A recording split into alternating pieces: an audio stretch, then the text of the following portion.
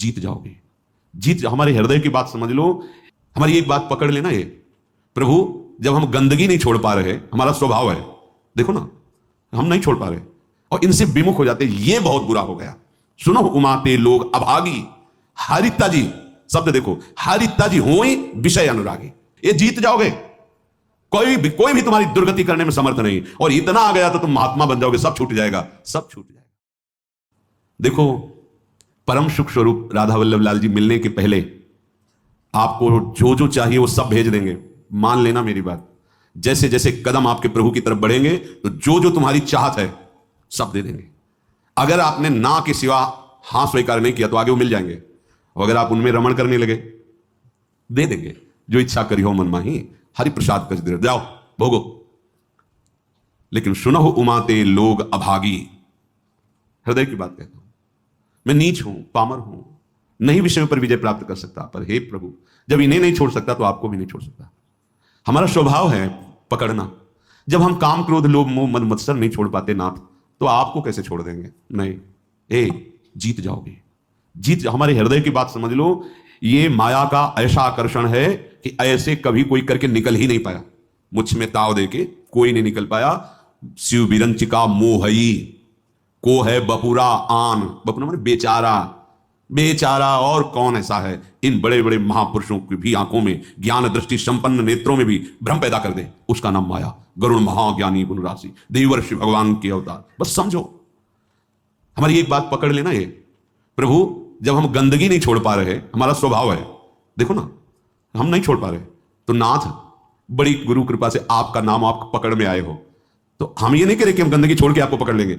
हम गंदगी नहीं छोड़ पा रहे तो आपको भी नहीं छोड़ पाएंगे। ये जीत जाओगे। हमारी बात मान लेना, प्रार्थना मान लेना, इस बात की अकाट्य समझ लेना। जन अवगुण प्रभु मान न काऊ, दीन बंधु अति मृदुल। हमसे गलती क्या हो जाती है? हमारे ये बहुत बुरा हो गया। सुनो उमाते लोग अभागी, हारिता जी शब्द देखो, हारिता जी हो विषय अनुरागी। ये शरीरधारी कितने दिन जीवित रहेंगे? इनको अपना पति माने, प्रीतम माने, अपना जीवन सर्वस्व माने, कितने दिन रहेंगे? छूटेगा ना। तो इनके अंदर जो बैठा हुआ मेरा प्रीतम है, उससे प्यार कर लो। सब में वही विराजमान है, भावना कर लो। जब हम किसी धातु पर, किसी पाषाण आदि के विग्रह पर, किसी छवि पर भाव करके भगवान प्राप्त कर लेते हैं, तो चलते फिरते इन मूर्तियों पर भगवान को क्यों नहीं प्राप्त कर सकते? पर हमारा भगवत भाव हट जाता है और विषय सेवन से व्यक्तित्व भाव आ जाता है। स्त्री, ये पुरुष, ये जड़, ये चैतन्य, यही घाटा हो जाता है। हमारी बात मान लेना, ये बहुत सहज और सरल बात है। इतना इतना छोड़ करके आप प्रभु को स्वीकार करें, बड़ी कठिन बात है। और ये हम कोई मनमानी नहीं कह रहे हैं। महापुरुषों द्वारा बिगड़ी जन्म अनेक की, अब ही सुधरे आज अभी सुधर जाएगी। तो आज अभी क्या छोड़ देंगे भाई? बहुत जन्मों का हमारा संस्कार है, भोगों का, विषयों का, गंदी आदतों का, तो हम छूट जाएगी, अभी छूट जाएगी? नहीं, अभी पकड़ लोगे। पकड़ तो लोगे ना? बोले हाँ, क्या हो ही राम को, हे प्रियाजू मैं आपका। ये तो पक्का है, आपके लायक ना भी हूं, ना कभी था, ना कभी हो पाऊंगा। अपनी तरफ से पक्की बात है। चाहे जितनी कोई डींग हाके, अपने लोग पूरा जीवन इसी मार्ग पे उनकी कृपा से चले, उस अनुभव से कह रहे हैं। चाहे जितनी डींग हाको, अभी बुद्धि परमात्मानंद में है, थोड़ी देर में विषय आनंद में पहुंच जाती, इसका पता ही नहीं लगता। इस दुष्ट का भरोसा ही नहीं है। भरोसा तो प्रियाजू के चरणों का है कि वो अपने चरण चिन्ह अंकुश से हमारे मन को फंसाए हुए अगर वो छोड़ दे तो अभी ये खेल कर दे संसार का। बहुत विचित्र है, बहुत विचित्र। निज अनुभव ये कहूं खगेसा। आचार्य चरण कहते हैं, हितजू महाराज, ना जानो छिन्न अंत कवन बुद्धि घटाई प्रकाशित। कोई भरोसा नहीं, ये बुद्धि कब कहां कैसे?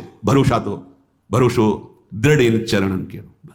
हमारे हृदय की बात हमारे गुरुजनों से जो प्राप्त हुई है, हम छोड़ नहीं पा रहे, असमर्थ हैं, पर हम पकड़ने में बड़े चतुर हैं।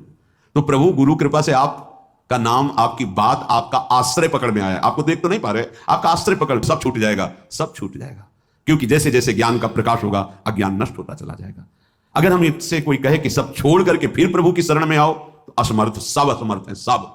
घोर वैश्याचारी भी, वैश्यागमन करने वाले भी जब भगवान की शरण में आए तो महात्मा बन गए। करो सत्य दे साधु समान। हमें तो एक ही बात समझ में आई है कि इनकी कृपा से इनको जाना जाता है, इनको पाया जाता है, इनकी साधना होती है, इनका भजन होता है। सच्ची बात कह रहे हैं, अपनी तरफ से हम शून्य हैं। अपने को देखा है, अपनी तरफ से हम शून्य हैं, कोई भी अंक नहीं है। कोई अंक है तो आपकी कृपा का है, अन्यथा नहीं है। ये निष्ठाएं इन्हीं की कृपा से जागृत होती है। जब दिखाई देता है अब कोई सहारा नहीं, तो ये बेईमान मन फिर भागता है प्रियाजू के चरणों की तरफ कि अब कोई रास्ता ले, अब तो पकड़ ले, अब तो पकड़ ले। जब कोई तेरा ले तो पकड़ ले, ये कृपा होती है। और इसका स्वभाव पकड़ लेता है तो छोड़ना बड़ा कठिन होता है। बस यही हमारी विजय का हेतु होगा। अगर हम सत्संग के द्वारा भगवत नाम, भगवत धाम, भगवत चरण सेवा की निष्ठा पकड़ ले, काम हो जाएगा। बिल्कुल सरल मार्ग है, हम नहीं छोड़ पा रहे हैं तो हम पकड़ने वाले स्वभाव वाले तो हम पकड़ लेते हैं। आपको कैसे छोड़ेंगे जब गंदी बातें नहीं छोड़ पा रहे, तो आपको कैसे छोड़ेंगे? पर इसकी चाल माया की है, वो आपको आकर्षित करके प्रभु को छुड़वा देगी, और छुड़वा देती है। बस यहां नहीं कोई हमें बीच में कमजोरी रखनी, हम नीच हैं, पामर हैं, पर आपके हैं, इस पर कभी संशय नहीं हो सकता। हम ये नहीं कहते कि आपके लायक हैं, पर प्रभु नालायक हैं पर आपके हैं, बस इसमें संशय, ये बात नहीं हो सकती कि आप हमें छोड़ो और ये ले लो। नहीं, हम इसे नहीं छोड़ पा रहे पर आपको घसीटेंगे अपने साथ। अब आपके गले पड़ गए, अब आपके गले पड़ गए, अब ये पट्टा आपके नाम का है। अब आप देख लो किसको रोकना है, किसको हटाना है, वो आप जानो नाथ। अब आपको नहीं छोड़ सकता। क्षुत्रिड वाधास त्वसैहास तदपि नहीं पदम यामी वृंदाटवीति। अब हम एक कदम भी धाम को नहीं छोड़ सकते, चाहे जैसी परिस्थिति। ऐसे ही हम निरंतर नहीं जप पा रहे, पर कोशिश करेंगे कि नाम हमसे न छूटे। हम प्रभु के ध्यान में नहीं, पर हमारे चित्त में बात बैठ गई कि शरणागत वात्सल्य समुद्र प्रभु, मुझे आपका भरोसा है, आपका सहारा है। ये अंदर की बात कह रहा हूं, ये आपको महात्मा बना देगी। अपने मन की बात जो प्रभु की बात से मिले वही प्रमाणित मानी जाती है। भगवान कह रहे हैं अपिचेत सुदुराचारो भजते माम अनन्य भाग। अनन्य भाग भजन का मतलब वो निरंतर भजन नहीं कर रहा, उसने भाव कर लिया कि अब मुझे जैसे दुराचारी पापी का एक ही भरोसा है, केवल भगवान। ये अंदर की बात समझ जाओ। इसको कहीं इसकी व्याख्या सुनने की कोशिश मत करना, क्योंकि जैसी स्थिति होती है वैसी व्याख्या होती है। भगवान के वाक्यों का सर्वस्वरूप है, आप जिधर से देखोगे वो आपको अपने अनुकूल दिखाई देने लगेंगे।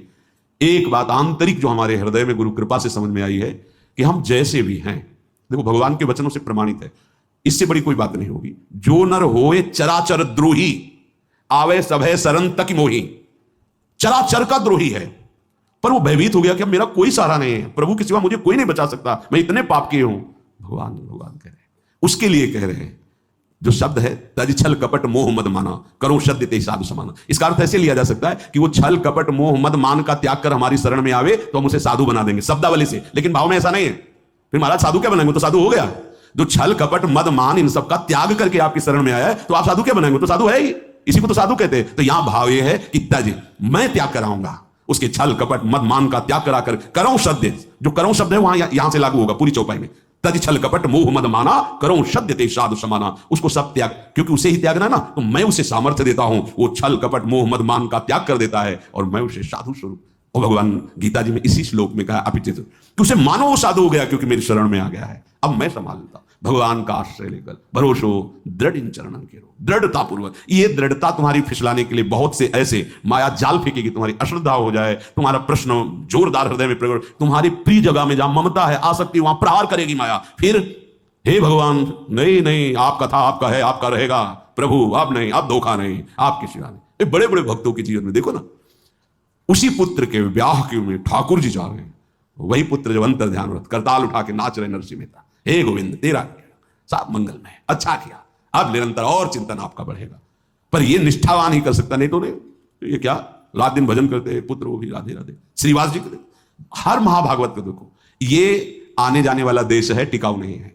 ये परिवर्तनशील नाशवान शरीर है, अविनाशी नहीं है। यहां जितना खेल है बस होश में खेल लो, इस खेल से मुक्त हो जाओ। यही होश है कि और कुछ छोड़ पाओ ना छोड़ पाओ, इनको मत छोड़ना, इनको पकड़ लो, जीवन कृतार्थ हो जाएगा। चलते हैं महाभागवत पांडवों के पावन चरित्र में। प्रसंग चल रहा है महाराज युधिष्ठिर को दुखी देकर उनके मामा जो माद्री जी के भाई शल्य, वो प्रसंग सुनाया कि आप और द्रौपदी को ही केवल दुख नहीं हुआ, देवराज इंद्र और उनकी पत्नी शची को भी महान दुख भोगना पड़ा है, आप चिंता ना कीजिए। तो उन्होंने पूछा क्या दुख भोगना पड़ा? वो तो त्रिभुवनपति हैं। तो प्रसंग चल रहा था, त्वष्टा जी के हृदय में द्वेष भाव देवराज इंद्र की प्रथा, उन्होंने विश्वरूप को मंत्र बल से प्रकट किया, देवराज इंद्र ने वज्र के द्वारा उनका, फिर उन्होंने वृत्तासुर को प्रकट किया, फिर वृत्तासुर का कल चरित्र आपने सुना। अब जो वृत्तासुर से ब्रह्म हत्या प्रकट हुई, वो इंद्र को कहीं भी शांति नहीं लेने दे रही थी। तो जल को एकांत देश में जाकर जल को स्तंभित करके कमल नाल में सूक्ष्म रूप से प्रवेश होकर के वहां रह रहे थे। अब देवराज इंद्र पद खाली था, तो समस्त ऋषि देवताओं ने देखा त्रिभुवन में अराजकता फैल रही है। तो लोकपाल देवता ब्रह्म ऋषि सब विचार करने लगे कि त्रिभुवन पति पद पर किसका अभिषेक होना चाहिए, इस समय त्रिभुवन में कौन है जिसे त्रिभुवन पति पद दिया जाए। तो देखा गया तपस्या में, यज्ञों में, दान पुण्य में, धर्म में बहुत बढ़े हुए महाराज नहुष जी हैं, उनके पास देवता ऋषि सब गए, प्रार्थना की। तो नहुष ने कहा कि मैं आपके सामने बहुत दुर्बल हूं, मेरे में इतनी सामर्थ्य नहीं कि मैं आप देवता और ब्रह्म ऋषियों का शासन कर सकूं। राजा वही होता है जो सबसे बलवान होता है, मैं तो निर्बल हूं आपके सामने। तो यह सुनकर के संपूर्ण देवता ऋषि मुनि स्वर्ग के राज्य का पालन करने के लिए उनसे कहा, अच्छा तो तुम इस बात से अपने को कमजोर मान रहे हो, तो हम ये वरदान देते हैं। समस्त देवता ऋषियों ने कहा, देवता, दानव, यक्ष, ऋषि, राक्षस, पितर, गंधर्व, भूत, मनुष्य, जो भी आपके सामने दृष्टि में आ जाएगा, उसका आधा तेज बल, तप बल सब आप में आ जाएगा। अब आपको कोई परेशानी। आप स्वर्ग में ब्रह्म ऋषियों के द्वारा आदर पाकर के त्रिभुवनपति आसन पर बैठे। धर्म को आगे रख करके राजा नहुष को अभिषिक्त किया गया, अभिषेक किया गया वेद मंत्रों द्वारा, और परम दुर्लभ देवराज इंद्र के पद पर उनको बिठाया गया। अब कौन रस जन्मा जग माही, प्रभुता पाहि जाहि मद नाही। कौन ऐसा है जो संसार में बड़ा पद मिल जाए और अभिमान ना आ जाए? यही रोग इनको भी लग गया। त्रिभुवनपति पद कुछ दिन तो ठीक से चला, इसके बाद मद जो है अपना प्रभाव दिखाने लगा। उनको लगा जब मैं देवराज पद का भोग कर रहा हूं तो फिर इनसे क्या। सभासदों को बुलाया, बड़े बड़े लोकपाल देवता सब उनकी सभा में बैठते हैं। कहा, पूर्व इंद्र की जो महारानी सची हैं, मेरी सेवा में उपस्थित किया जाए, उनको आज्ञा दिया जाए। मेरी आज्ञा है, मेरी सेवा में उपस्थित हो, क्योंकि जब देवराज पद का अधिकार मुझे प्राप्त है तो उनका भी। सची देवी आज रात्रि में मेरे महल में पधारे, मेरी आज्ञा सुना दी जाए। ये जब सची देवी से प्रार्थना की गई तो बहुत घबरा गई, दुखी हो गई। पातिव्रत धर्म से युक्त है, उनका तो आश्रय भगवान बृहस्पति जी हैं। वो अपने महल से निकली और बृहस्पति जी के चरणों में जाके कहा, गुरुदेव मैं आपकी शरण में हूं, आप मेरे पातिव्रत धर्म की रक्षा कीजिए। नहुष इस समय इंद्र पद में है और उसने ऐसी आज्ञा की है, और मैं अपने प्राण वल्लभ देवराज इंद्र के सिवा किसी भी पुरुष को पुरुष रूप से कभी देखा ही नहीं, स्वीकार ही नहीं किया। मैं एक पतिव्रता हूं और भगवान आपने भी मुझे सौभाग्यवती का आशीर्वाद दिया है, तो क्या मेरा यह दुर्भाग्य होगा? प्रभु आप मेरी रक्षा कीजिए। आपकी वाणी परम सत्य होती है। हे देवगुरु, आपने आज तक जो बोला कभी मिथ्या नहीं गया। आपका पूर्वोक्त वचन की सौभाग्यवती हो, वो मेरा सुरक्षित रहना चाहिए। बृहस्पति जी बहुत विचार मग्न हो गए कि इस समय उसके सामने जो जाएगा तो उसकी सारी सामर्थ्य से आधा बल उसे प्राप्त हो जाएगा। ठीक है, मैं विचार करता हूं, तुम नहुष से डरो मत, थोड़े दिनों में ही ये नष्ट हो जाएगा। जिसकी परिस्त्री गमन की वृत्ति है वो नष्ट हो जाएगा, उसे नष्ट करना नहीं पड़ता, वो अपने कर्म से ही नष्ट हो जाता है। सची देवी कि अब समय तो बहुत थोड़ा है, कभी फिर वो आदेश कर सकता है। वो रात्रि देवी की उपासना की। रात्रि देवी उपश्रुति नाम से प्रकट हुई। सची जी ने कहा, जा इंद्र पुनः छुप गए, मुझे ले चलो, मैं स्वयं उनसे बात करूंगी। उपश्रुति देवी, ये सब खाली नहीं कि दिन रात्रि, ये सब साक्षात हैं, ये भगवत स्वरूप है। इसीलिए किसी के पाप और पुण्य का हिसाब वहां करने के लिए वकील की जरूरत नहीं होती। जिस समय तो समय उपस्थित है, रात है या दिन वो उपस्थित है, जिस दिशा में वो उपस्थित है। तुम्हारा मन स्वयं आत्मस्वरूप से प्रभु, सब वहां, किसी की सलाह की जरूरत नहीं, जो कर्म उसका उसी क्षण हिसाब। उपश्रुति देवी ध्यान में देखा कि इंद्र कहां हैं, देखो जल को स्तंभित करते हुए कमल नाल के अंदर छुपे बैठे हैं। उपश्रुति देवी को वहां उपस्थित देखकर इंद्र प्रसन्न हुए। अब आप आ गई तो कोई ना कोई उपाय तो बताएंगे ही। उन्होंने कहा, इंद्रदेव तुम्हारा कल्याण हो, इंद्राणी का दुख देख करके मैं आई हुई हूं। तुम सब पर्वत, वन, पृथ्वी, स्वर्गलोक सबका त्याग कर यहां जल में हो, और यहां इंद्राणी की क्या दशा हो रही तुम्हें पता है, बड़ा दुख भोग रही। तुम कमलनाल में सुरक्षित हो, पर आपको इंद्राणी को सुरक्षित करना चाहिए।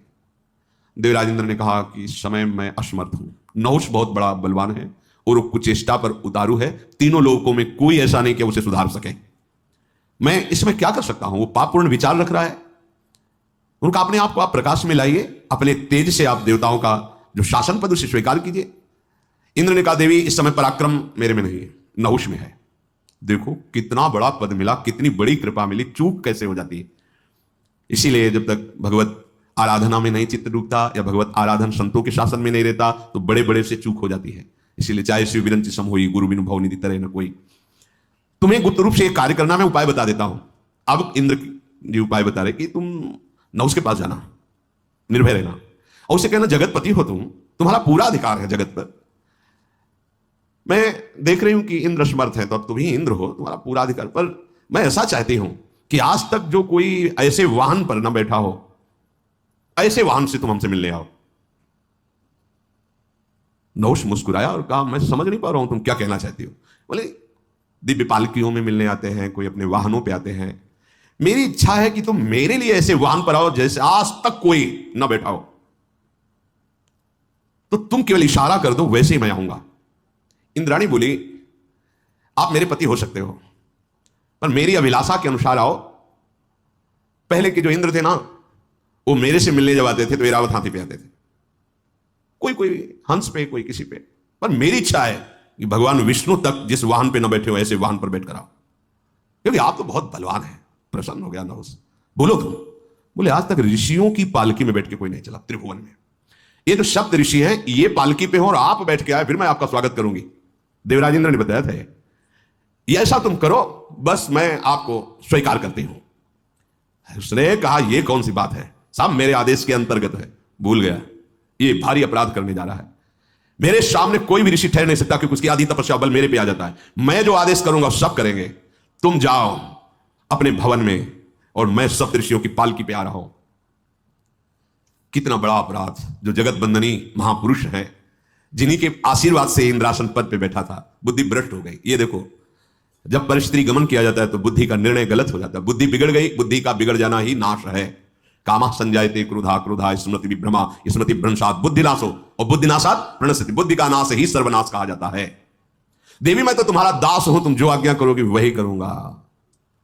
सुंदर मुख वाली सची बाहर से मुस्कुराते हुए अंदर से कि अब तेरा नाश निश्चित है, क्योंकि जिन ऋषियों का चरणामृत इंद्र को भी पावन करता है, उन ऋषियों की पालकी पे बैठते ही तेरे सारे सुकृत नष्ट हो जाएंगे।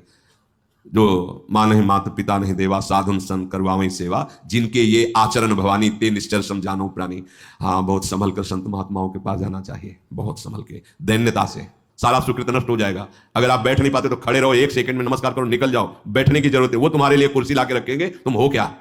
बस यही जहां भूल हो जाती है ना कि मैं अमुक पद में हूं, डालो कुर्सी डालो, तो डाल देंगे, भगवान के दास हैं, आसन बिछा देंगे, तुम्हारे आगे झुक जाएंगे। पर तुम जिनके बल पर पदाधीश बने थे वो पुण्य तुम्हारे नष्ट हो जाएंगे, खोखले हो जाओगे। आए थे बलवान बनने के लिए, गए निर्बल होकर के। इसीलिए बहुत बहुत सावधान। महाराज दुष्यंत जब कर्ण जी के आश्रम में जा रहे थे, उन्होंने पास में नंगे पैर छत्र हटा के, शीश की पाग हटाकर, एक केवल अंगरक्षक, वो भी प्रधान गेट तक वहीं छोड़ दिया, अकेले दैन्य भाव से, दीन होकर, राज चक्रवर्ती पोशाक पे नहीं, दीन होकर। ऐसे महापुरुषों द्वारा दिए हुए आसन को प्रणाम करके हट के बिना आसन के बैठना चाहिए। अगर उनके दिए आसन पर बैठ कर क्षमता तुम्हारी नहीं है तो सारे सुकृत नष्ट हो जाएंगे। जैसे देवती जी, मनु जी, शत्रुपा जी जब करदम जी के आश्रम पर गए तो 3 आसन बिछाए। सम्राट पद पर भगवत स्वरूप है ये महाराज, आसन को प्रणाम किया तो बैठ गए शत्रुपा जी। पर देवती जी ने आसन को प्रणाम कर खाली आसन पर बैठी। देख लिया, बुद्धि प्रवीण है, हमारी अर्धांगिनी पद के अधिकारी है। संत महात्माओं का स्वरूप बड़ा दैन्य होता है। वहां यह सावधानी रखनी चाहिए कि उनके द्वारा कोई हमारी परिचर्या नहीं होनी चाहिए। हम गए हैं उनका कृपा प्रसाद लेने, अब वो खड़े, आपको कुर्सी चाहिए, हाँ जी, अब वो विरक्त संत को कुर्सी उठा के ला रहा है, आपको बैठा रहा है। आप ठीक है, आपका कमर ठीक नहीं, टांग ठीक नहीं, एक बार एक दर्शन की बस हम बैठ रहे हैं, हम सुन लेंगे यूट्यूब में, आपके सामने नहीं जा रहे हैं। या हम कष्ट से सीढ़ी में नीचे बैठ जाते हैं, सुन लेते नहीं। अगर बैठने लायक बैठ जाओ, नहीं खड़े दर्शन करो, चले जाओ, जरूरत नहीं है। उनके द्वारा दी हुई सेवा तुम्हारे सुकृत नष्ट कर देगी।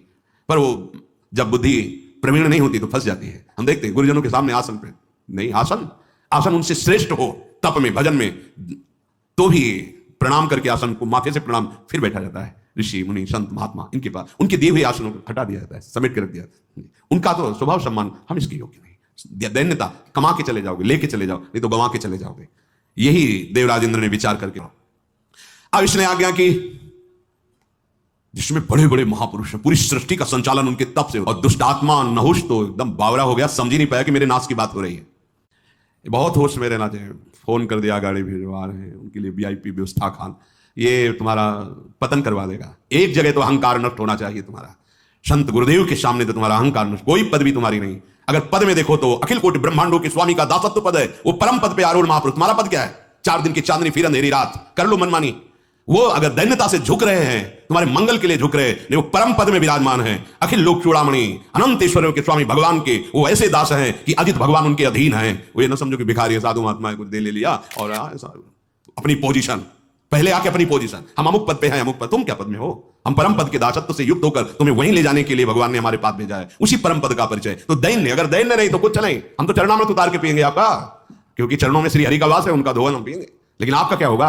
आपकी स्थिति कहां है? सब खो के जाओगे और सोचोगे साधु दर्शन के बाद अशांति कैसी, ये कैसे विघ्न उपस्थित हो रहे हैं, क्योंकि खो दिए सब। लेने जाने वाले को बहुत सावधान, अपनी झोली मजबूत रखो और दृष्टि, कोई सेवा, कोई दोष ना होने पावे और कोई सेवा उनकी स्वीकार न करो। वो तो करेंगे सेवा, आप स्वीकार, बहुत बहुत चरणामृत प्रसाद और उनकी चरण रज माथे पे।